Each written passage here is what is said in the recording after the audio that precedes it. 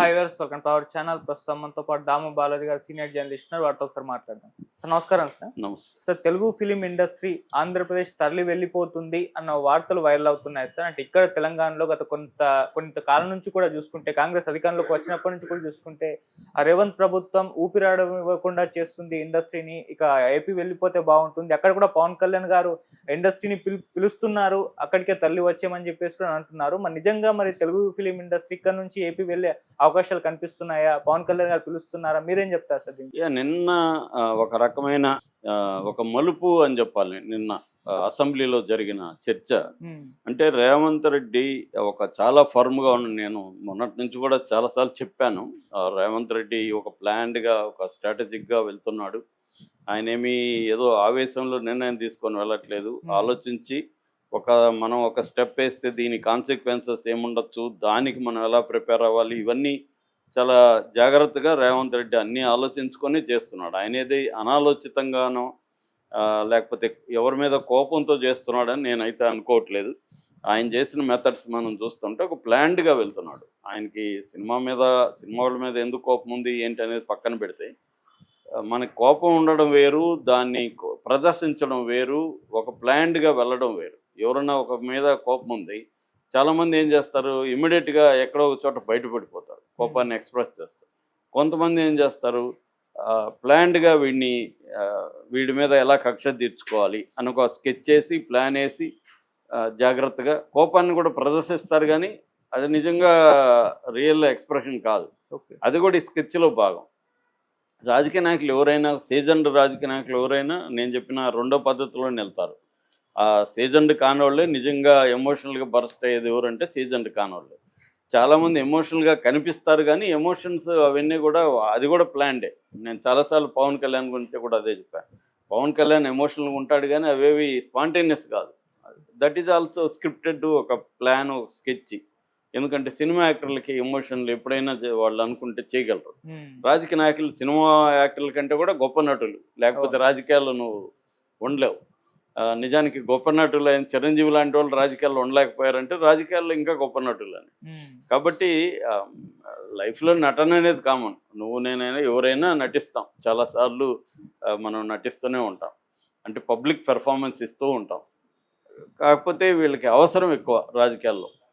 So అలాగా ఇప్పుడు ఏమైపోయిందంటే, రేవంత్ రెడ్డి ఇప్పటి వరకు ఏ ముఖ్యమంత్రి మాట్లాడిన స్థాయిలో, లేకపోతే చర్యలు తీసుకొని స్థాయిలో సినిమా ఇండస్ట్రీ మీద ఆయన మొదలుపెట్టాడు. అంటే ఫస్ట్ ఇది నాగార్జునతో మొదలైంది. నాగార్జున కన్వెన్షన్ జోలికి ఇప్పుడు ఎవరు వెళ్ళాలి. ఇప్పటి వరకు ఆయన ఆక్యుపై చేసుకున్నాడా లేదా పక్కన పెడితే వెళ్ళలేదు. సో ఆక్యుపై చేసుకుంటే ఏం చేయాలి, కోర్టులో ప్రూవ్ చేయాలి. కానీ కోర్టులో కానీ ఏం పట్టించుకోకుండా, కోర్టులో అది ఉన్నప్పటికి కూడా, స్టే ఇచ్చినప్పటికి కూడా ఆ లోపలే జస్ట్ 15 కావాలని అర్లీ మార్నింగ్ వెళ్ళారు కోర్టుకు పోకముందే. ఒక ప్లాన్డ్గా, అది కూడా రేవంత్ రెడ్డి ఏది చేసినా ప్లాన్ ఉందని చెప్పడానికి ఇది కూడా ఒక ఎగ్జాంపుల్. అర్లీ మార్నింగ్ వెళ్ళిపోయి దాన్ని కొట్టేశారు. అంటే కోర్టుకు వెళ్ళే లోపల ఫినిష్ చేసేయాలి జాబ్ అనేది అక్కడ కనబడుతుంది. ఒకవేళ అంటే ఆక్యుపై చేసినవన్నీ నేను కొట్టేస్తాను అని రేవంత్ రెడ్డి చెప్పదలుచుకుంటే, మిగతా వాళ్ళు జోలికి ఎందుకు పోలేదు? అనేకం ఉన్నాయి, ఎక్కడ చూసినా ఉన్నాయి. పెద్ద పెద్ద వాళ్ళవి బోల్డ్ ఉన్నాయి. వాళ్ళ జోలికి ఎందుకు పోలేదు అనే దగ్గర ఇప్పటికి కూడా ఆన్సర్ లేదు. హైడ్రా మిగతా వాళ్ళ జోలికి ఎందుకు పోలేదు? ఓన్లీ నాగార్జున, ఇంకొక 2-3 తప్ప మొత్తంగా చాలా ఉన్నాయి కదా, అవన్నీ ఎక్కడ ఏమి కాలేదు కదా. మరి ఎందుకు కాలేదు అంటే దాంట్లో ఒక స్కెచ్ కనబడుతుంది. అక్కడి నుంచి తీసుకుంటే ఈయన కొన్నిసార్లు ఓపెన్గానే అంటున్నాడు, సినిమా వాళ్ళ మీద అసంతృప్తి రేవంత్ రెడ్డి ఓపెన్గానే ఎక్స్ప్రెస్ చేశాడు. గద్దర్ అవార్డు రేవంత్ రెడ్డి పర్యటించగానే సినిమా ఇండస్ట్రీలో ఉత్సాహం లేదు. పైగా పర్సనల్ గ్యాదరింగ్స్లో అంతా నెగిటివ్ కామెంట్లు వచ్చాయి. అది గద్దర్ని ప్రేమించే వాళ్ళు కూడా గద్దర్ అవార్డును వ్యతిరేకించారు. ఎందుకంటే గద్దర్ అవార్డులు సినిమా వాళ్ళకి ఇవ్వడం గద్దర్కి కూడా అవమానం. ఎందుకంటే గద్దర్ ఒక ప్రజా కళాకారుడు, ఆయన పేరుతో అవార్డులు ప్రజా కళాకారులకు ఇవ్వాలి తప్ప కమర్షియల్ సినిమాకి ఇవ్వడం ఏంటి? ఆయన కమర్షియల్ సినిమా గై కాదు. కొన్ని సినిమాల్లో ఆయన చేస్తుండొచ్చు, పాటలు ఇచ్చి ఉండొచ్చు, అది వేరే విషయం. కానీ బేసిక్గా ఆయన కమర్షియల్ సినిమా గై కాదు కదా, ఆ వ్యక్తి కాదు. కాబట్టి ఈ అవార్డులు ఆయనకి ఇవ్వడం కరెక్ట్ కాదని గద్దర్ని ప్రేమించే వాళ్ళు కూడా చాలా మంది వ్యతిరేకించారు. ఓకే. కానీ రేవంత్ రెడ్డి నేను ఒక ముఖ్యమంత్రి స్థాయిలో ఉండి నేను ప్రకటిస్తే వీళ్ళు పట్టించుకోరా అన్న కోపం ఆయనకు ఉండొచ్చు. అట్లాగే గతంలో ముఖ్యమంత్రులతో సినిమా ఇండస్ట్రీ బాగుండడం, వాళ్ళు గెలిచినప్పుడు వెళ్ళి మాట్లాడడం, పుష్పగుచ్చాలు ఇవ్వడం ఇవన్నీ చేసినారు. కానీ రేవంత్ రెడ్డికి ఆ స్థాయిలో జరగలేదు. ఎవరు చిరంజీవి వెళ్ళి కలిసినట్టున్నాడు, ఒకరిద్దరు వెళ్ళారు తప్ప పెద్ద స్థాయిలో రేవంత్ రెడ్డి దగ్గరికి వెళ్ళలేదు. దానివల్ల కూడా ఈయనకి కోపం వచ్చి ఉండొచ్చు. ఇదే రకంగా జగన్ కూడా బిహేవ్ చేశాడు. జగన్ నా దగ్గరికి ఎవరు రాలేదు, మొత్తం చంద్రబాబు అయిపోయి ఉంది సినిమా ఇండస్ట్రీ, వీళ్ళకి కొద్దిగా మనం అంటే ఏందో చూపించాలి అని చెప్పి జగన్ కూడా రేట్లు పెంచడం, ప్రత్యేక షోలకు పర్మిషన్లు ఇవ్వకపోవడం ఇలాంటి ఇబ్బందులు పెట్టాడు. కానీ జగన్ని రేవంత్ రెడ్డి మించిపోయాడు. జగన్ ఎవరిని అరెస్ట్ చేయించలేదు, ఈ స్థాయిలో అసెంబ్లీలో మాట్లాడలేదు జగన్. ఫైనల్గా జగన్ వాళ్ళంతా వచ్చి కలిసినాక జగన్ ఈగో కూడా సాటిస్ఫై అయ్యి వీళ్ళు అడిగిన దాన్ని ఏదో కొన్ని రూల్స్ అవి పెట్టి ఇచ్చేశాడు. ప్రధానంగా జగన్ ఏంటంటే పొలిటికల్గా కూడా పవన్ కళ్యాణ్ ఇబ్బంది పెట్టాలనుకున్నాడు, సినిమా ఇండస్ట్రీని ఇబ్బంది పెట్టాలని ఆయన కూడా అనుకోలేదు. నిజానికి షూటింగ్లకి అంతా ఇక్కడన్నా లొకేషన్లకి డబ్బులు కట్టాలి, అక్కడ లొకేషన్లకి డబ్బులు కూడా లేవు. షూట్ ఫ్రీగా చేసుకోవచ్చు, సింగిల్ విండో ఉంటుంది, ముందు అడ్వాన్స్ కట్టాలి, తర్వాత అడ్వాన్స్ వెనక్కి ఇచ్చేస్తారు. లొకేషన్స్ అన్ని గవర్నమెంట్ లొకేషన్స్ అన్ని ఫ్రీ అక్కడ. సో అలాంటి ఇవి కూడా అక్కడ కల్పించారు. కొంతమంది మీద టార్గెటెడ్గా ఆయన చేశాడు. కానీ ఇక్కడ రేవంత్ రెడ్డి మొత్తం ఇండస్ట్రీని, తరతమ భేదాలు లేవు ఇక్కడ, మొత్తం ఇండస్ట్రీని నిన్న మాట్లాడింది ఏంటి ఆయన, నేను ముఖ్యమంత్రిగా ఉన్నంత వరకు ఎవరికి ప్రత్యేకమైన షోలు ఇవ్వను, బెనిఫిట్ షోలు ఉండవు, అడిషనల్ షోలు వేసుకోవడానికి కుదరదు, రేట్లు పెరగవు, ఇవన్నీ చెప్పాడు. సో ఈ స్థాయిలో ఎవరు ఇప్పటి వరకు ఏ ముఖ్యమంత్రి కూడా సినిమా ఇండస్ట్రీ మీద చేయలేదు. సినిమా ఇండస్ట్రీ వాళ్ళు తప్పు చేయరంటే అందరూ మనుషుల్లాగే వాళ్ళు కూడా తప్పు చేస్తారు. సంధ్య థియేటర్ ఇన్సిడెంట్ అత్యంత దురదృష్టకరమైంది. ఒక ఫ్యామిలీ చిత్రం అయిపోయింది, అల్లకల్లోలం అయిపోయింది ఆ ఫ్యామిలీ. సో దాంట్లో ఎవరు నేరం చేశారు, తప్పు ఎవరిది అనేది తేలాలి. దాని మీద విచారణ చేయొచ్చు, కోర్టులే దాన్ని ప్రూవ్ చేయొచ్చు.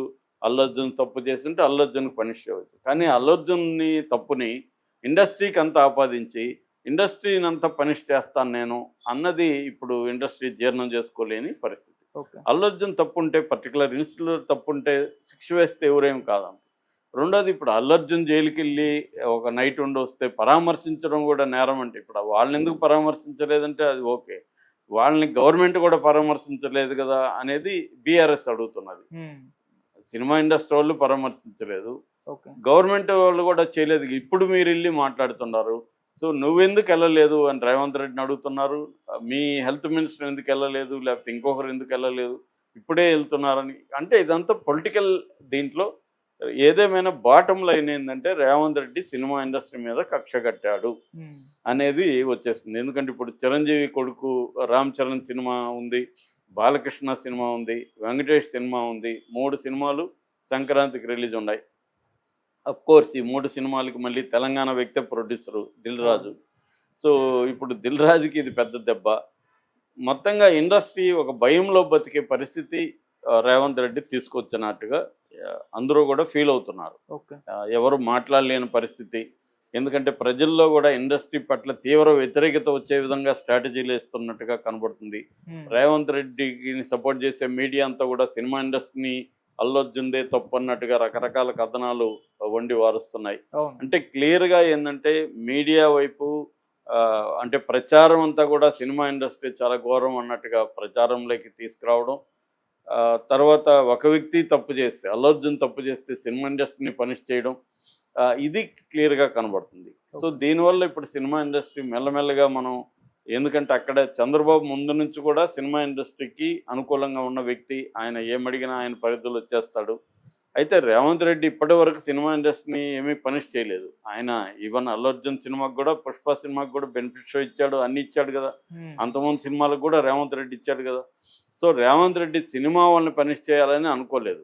ఒకళ్ళ నాగార్జున విషయంలో మాత్రమే కాంగ్రెస్ ప్రభుత్వం కానీ రేవంత్ రెడ్డి కానీ కొంత ఎక్స్ట్రీమ్కి వెళ్ళి కనబడతాయి. అట్లాగే మొన్న మోహన్ బాబు విషయంలో కూడా మోహన్ బాబుని అరెస్ట్ చేసే స్థాయికి వెళ్ళారు అన్న ఇది కూడా విమర్శ వస్తుంది. ఎందుకంటే అక్కడ మీడియా తప్పు మోహన్ బాబు కాదు, ఎవరింట్లోకైనా మీడియా అర్ధరాత్రి చొరబడితే గమ్మున ఎవరు ఉండరు కదా అన్న జనంలో సింపతి ఉంది.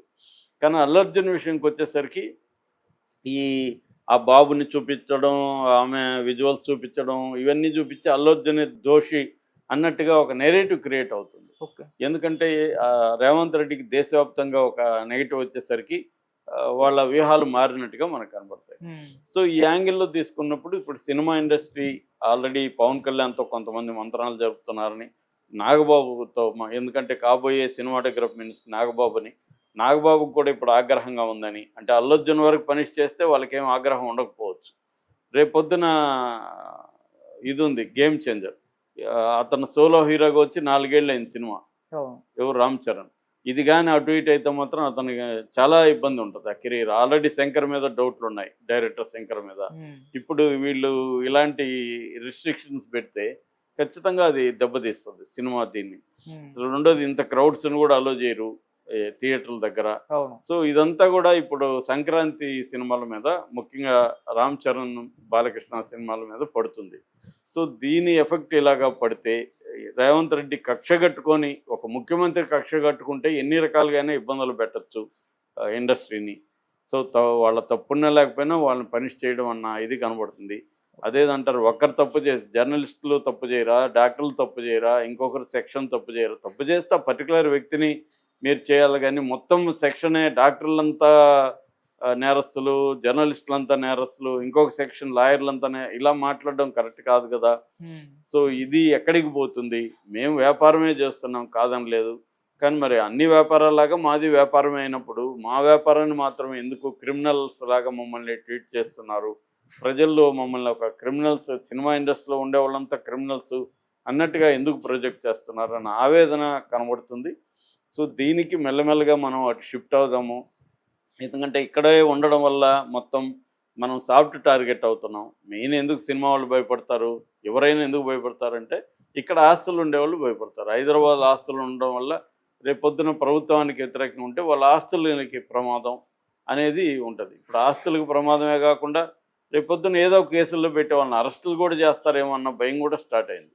ఎందుకంటే ఇంతవరకు ఏ హీరోని అరెస్టులు చేయలేదు. మనకు సుమ్మన్ ఎప్పుడో కనబడతాడు చెన్నైలో, అప్పుడు ఉన్నప్పుడు